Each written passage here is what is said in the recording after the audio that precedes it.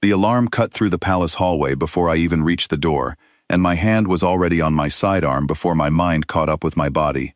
Someone had tried to get close to Princess Isira during the evening council, and I had been 3 rooms away, doing exactly what I always did, keeping my distance. I reached the council chamber and found her standing untouched, her guards already dragging the intruder away, her 4 eyes wide but steady. She was safe. That was the only fact that mattered to me in that moment, and the relief that hit me was so sharp, it scared me more than the alarm had. Later that night, after the questioning was done and the report was filed, she found me on the observation deck, exactly where I always went when I needed a task to hide behind.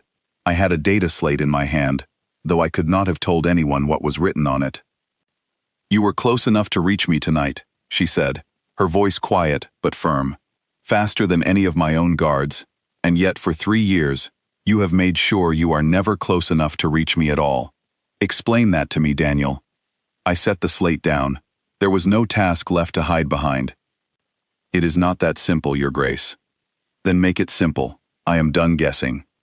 Her people did not raise their voices when they were angry. They went still instead, and stillness from Isira was far more frightening than shouting would have been. I looked at her and decided, finally, that 3 years of careful distance had earned her at least one honest answer. "Where I come from," I said, "when someone from Earth decides to care about another person, it does not stay small, it does not stay convenient. It grows until it changes the shape of everything around it. I have watched it happen to soldiers, to diplomats, to ordinary people who never expected it to happen to them at all. Once it starts, it does not stop halfway. And you believe this would happen to you." "I know it would. It already has started.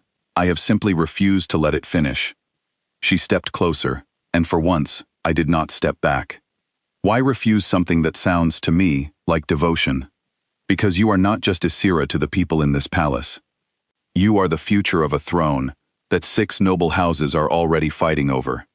If I let this become what it wants to become, I stop being your ambassador, and I start being something your court cannot control. Men do foolish, extreme things for people they love. Your enemies would use that against you in a heartbeat. I decided a long time ago that the safest gift I could give you was distance." For a long moment she said nothing. Then she turned toward the window, where her homeworld hung green and quiet below us.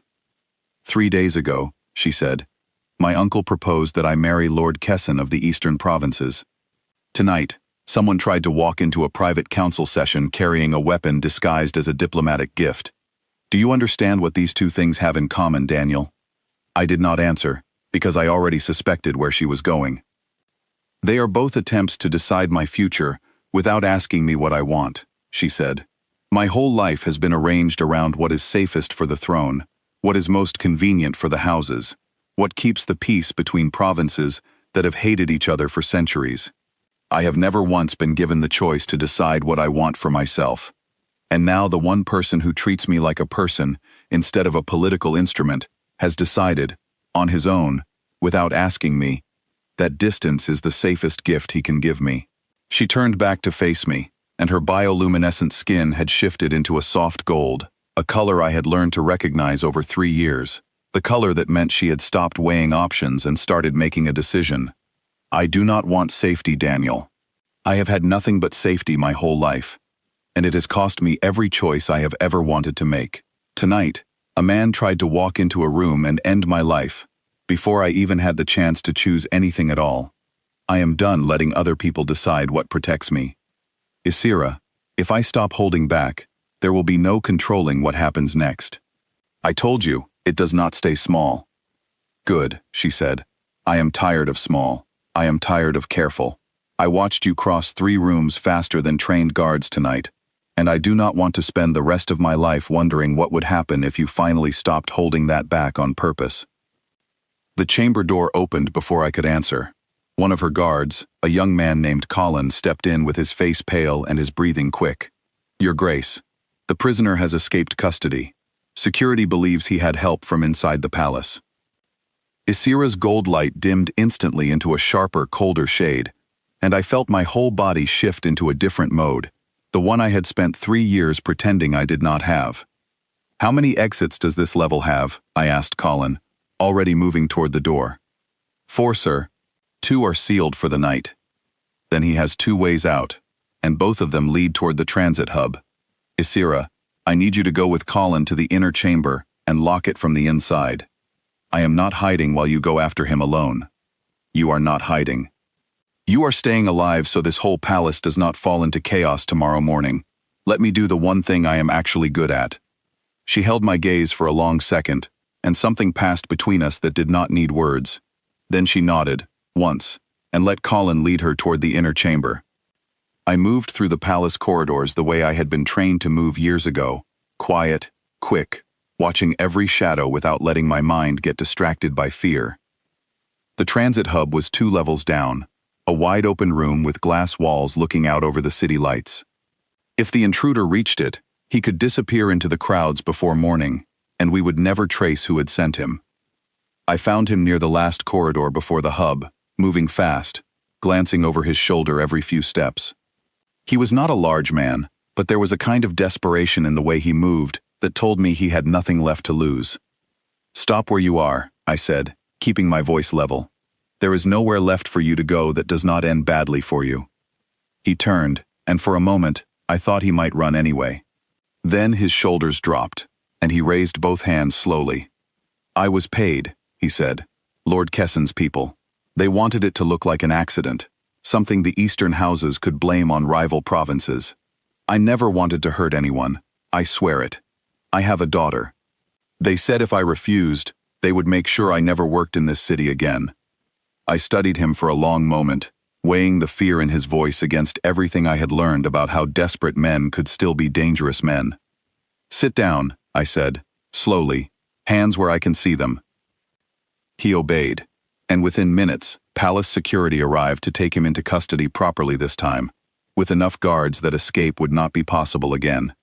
I stayed until every exit was secured, and every guard was in position, and only then did I let myself breathe out the tension that had carried me through the last 20 minutes. When I finally returned to the inner chamber, Isira was waiting by the door, and the moment she saw me, the gold light returned to her skin, brighter than before. He is in custody, I said, for good this time, and he gave us a name. Lord Kessen's people arranged tonight, hoping to make it look like a rival province was responsible. Her jaw tightened, but there was no surprise in her expression, only quiet determination. Then tomorrow, I will make certain the entire council knows exactly who tried to end my life over a marriage proposal I never agreed to. And I will make certain they know I chose my own protection tonight, not theirs. Isira, that will change everything. Once you say that out loud, there is no taking it back. I know, she said, stepping closer until there was no careful distance left between us at all.